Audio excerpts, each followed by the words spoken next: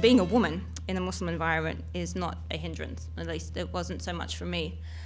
This is in Gaza, you know, sitting here with a group of girls. Unlike Steve, I actually got to get inside the room, the school. And, you know, these girls were amazing. I've been really lucky in my job in being able to get in there and talk to people. I've gotten interviews that a lot of my male colleagues wouldn't have been able to get. I actually interviewed a woman who was married to Saddam Hussein for 10 years.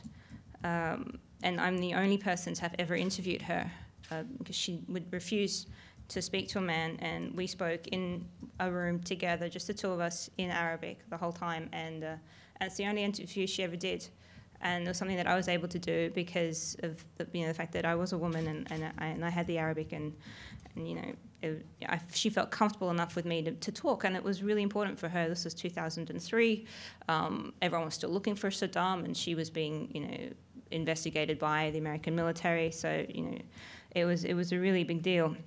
But she was able to trust me. These girls in Gaza, you know, we just sat in this classroom, and we talked about their hopes and their aspirations. A lot of the infrastructure in Gaza at that time, this was probably 2001, was set up by the UN. So this was a UN school in the refugee camp, and a lot of these girls would not have been able to go past high school. They wanted to go to university, they wanted to study overseas, they wanted to get scholarships.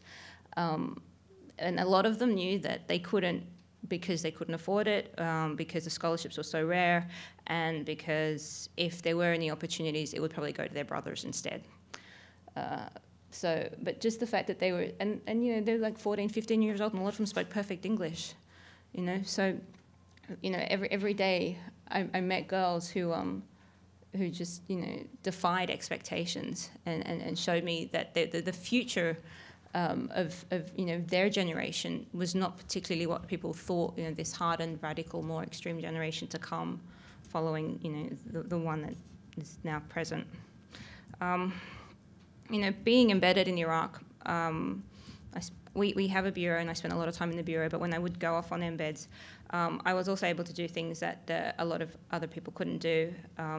Able to enter houses where there were only women. There are times when I'd be walking down the neighborhood with some American soldiers, and there's a house, and some 3 women are in there, like, you know, come on in and have some coffee, and we'll sit and we'll talk, and, you know, tell us, you know, what it's like. So, I mean, I don't really think of it as covering a religious beat. For me, it's very sort of a cultural thing, and having the cultural background, having the understanding, and you know, when it's definitely an advantage. But also just being able to show some understanding. The cultural aspect for me was actually quite funny because, you know, my parents people knew I was Lebanese. The accent that I speak in Arabic is Lebanese, and the next question would always be, well, are you married? And I would say no, and it's like, well, how come your father gives you permission to do this? And you think, well, my father's very encouraging of my career, and, you know, I think, well, you know, you should get married. And my driver in Gaza actually was really funny. He was married and he had 5 sons. And I was younger, and he said, you know, Jamie, you're getting old, and if you know, you turn 30 and you're not married, I'll marry you. You know, we can have 4. and you know, and I said, cool. Can I have 4 too? And he went, no.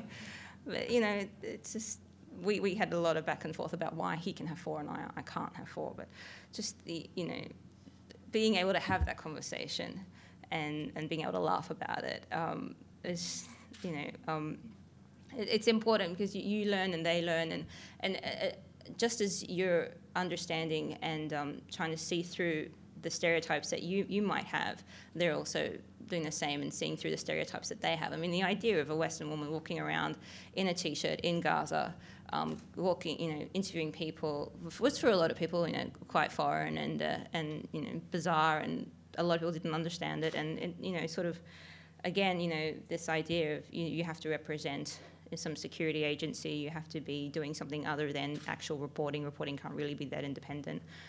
Something that we came across a lot. You know, there's a lot of criticism, and I've obviously missed it because I wasn't here in the morning, of the way that the media reports on Islam. And what is the response to that? As a journalist covering Islam, is it to balance that with positive reports? It's not your job to make Islam look good or bad, but it's something that is actually really worth thinking about, because there are stereotypes. Everyone knows those stereotypes, but reality is much more complex than that. But at the same time, you shouldn't really shy away from reporting a story because it might reflect negatively on the community. It's something that I did overseas a lot, no matter how ugly or politically incorrect it can be. Post-September 11, we were arrested by Palestinian police repeatedly because we would go to demonstrations where invariably a picture of Osama bin Laden was hoisted in the air and people were, celebrating. I was in a prison cell in Abu Ghraib where there were pictures of the Twin Towers falling posted up on the wall. And, these are things that, people may not like you to report, but it's your responsibility to do that. I did that here. During the last year, I traveled to an internet cafe in New Jersey to meet with a girl who didn't want an arranged marriage. She was trying to fight off her parents' expectations as a Muslim.